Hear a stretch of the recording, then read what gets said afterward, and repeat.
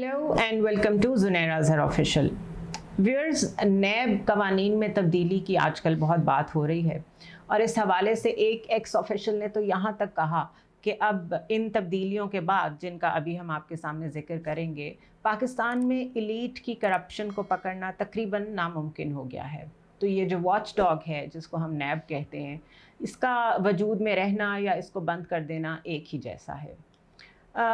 नैब तब्दीली ऑर्डिनेंस या इस कवानीन में जो तब्दीली की गई है वो बिल्कुल मनमानी तब्दीली है और एक बार फिर मेन स्ट्रीम मीडिया आपको ये बात बिल्कुल नहीं बता रहा कि इस तब्दीली का असल बेनिफिशरी कौन है और इस तब्दीली से पाकिस्तान के ऊपर क्या इम्पैक्ट पड़ेगा, हमारी इकॉनमी पे क्या इम्पैक्ट पड़ेगा या करप्शन का क्या बनेगा। हम अपनी इस वीडियो में आपको बताएंगे कि नैब कवानीन किस तरीके से तब्दील किए गए हैं। सबसे पहले बात करते हैं तब्दीली के हवाले से। इसको नैब सेकेंड अमेंडमेंट बिल 2021 कहा जाएगा, जिसमें खसूसी तौर पर गुज़िश्ता 5 साल में जो हाई प्रोफाइल केसेस बनाए गए हैं वो शामिल हैं। वो केसेस चाहे इंक्वायरी की स्टेज पे हों, इन्वेस्टिगेशन की स्टेज पे हों या ट्रायल की स्टेज पे हों, उन सबको इक्वली डील किया जाएगा और जिन लोगों ने उससे बेनिफिट लेना है वो बेनिफिट ले सकेंगे।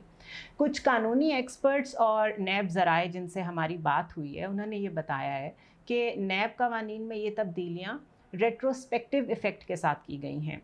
आम अल्फाज में या सादा ज़ुबान में इसका मतलब ये है कि तमाम मुल्ज़िमान 1999 से लेके आज तक अपने केसेस में मुकम्मल फ़ायदा हासिल कर सकेंगे। 1999 का ज़िक्र यहाँ क्यों आया है?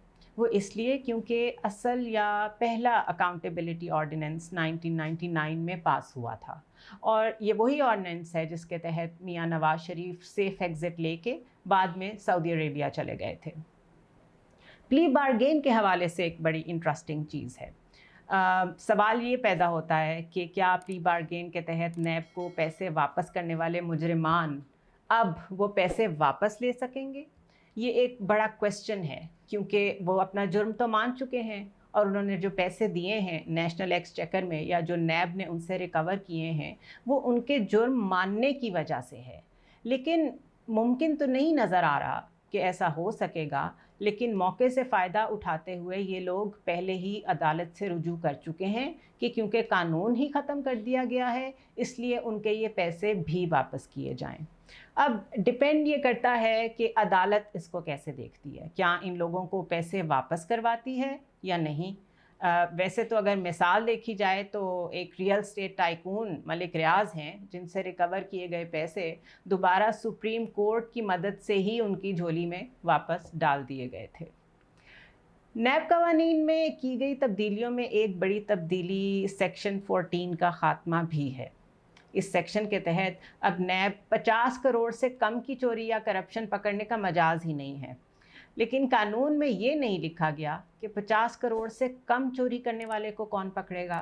यानी मैं सादा अल्फाज में अगर कहूँ कि अगर 50 करोड़ से कम की करप्शन नहीं है तो बता देते कि कौन सा इदारा उसको देखेगा, उसको किस मद में लाएगा। लेकिन यहाँ तो साफ साफ कह दिया गया है कि नैब 50 करोड़ से कम की चोरी करने वाले को नहीं देखेगा और ये नहीं बताया गया कि अगर नैब नहीं देखेगा तो कौन देखेगा। ये ना सिर्फ कानून बल्कि कौम के साथ, लोगों के साथ यकीनन एक भयानक मजाक है। सेक्शन 21G में जो तब्दीली हुई है उसके बाद किसी मुल्जिम के ख़िलाफ़ बाहर से आने वाले यानी बैरून मुल्क से आने वाले सबूत काबिल कबूल नहीं होंगे। यानी अगर कोई मुल्क ये लिख के भी दे दे कि हाँ इस शख्स ने करप्शन की है या किसी और ज़राए से पैसे लेके हमारे रिकॉर्ड्स के मुताबिक हमारे मुल्क में कोई प्रॉपर्टी ख़रीदी है और हम उसका सबूत आपको देते हैं, तब भी जब तक कोई उस मुल्क का नुमाइंदा यहाँ आकर तहकीकात में शामिल नहीं होता ये सबूत अदालत नहीं मानेगी।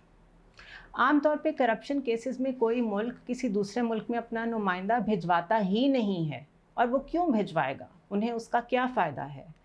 अब नैब कवानीन जिस तरीके से आयरॉनिकली और मज़हक़ा ख़ेज़ तरीके से बनाए गए हैं उसके बाद तो सिर्फ यही कसर रह गई है कि अगर कोई आ भी जाए तो आप उसको इतनी पेशियाँ डालें कि वो वापस चला जाए और कुछ साबित ना हो सके। एक और चीज़ जिसका हमने बड़ा ज़िक्र सुना वो है एसेट बियॉन्ड मीन्स, यानी जितना आप कमाते हैं आपके पास उससे ज़्यादा के एसेट्स मौजूद हैं, आप जस्टिफाई नहीं कर सकते उन एसेट्स को। तो अब व्यूअर्स, एक और तब्दीली ये की गई है कि आपकी बीवी के नाम पे, आपके शौहर के नाम पे, आपके बच्चों के नाम पे कोई भी जायदाद हो, वो आपका एसेट या आपकी जायदाद तस्वुर ही नहीं की जाएगी। यानी किसी ब्यूरोक्रेट या बड़े आदमी की जो एसेट है वो सिर्फ उसके नाम पे होगी, तभी उस पर इन्वेस्टिगेशन हो सकेगी। लिहाजा आसानी पैदा कर दी गई है कि आप जितनी मर्ज़ी जायदाद अपने अहले खाना के नाम पे बनाएं, जिसके मर्ज़ी नाम पे बनाएं, आपको कोई नहीं पकड़ सकेगा।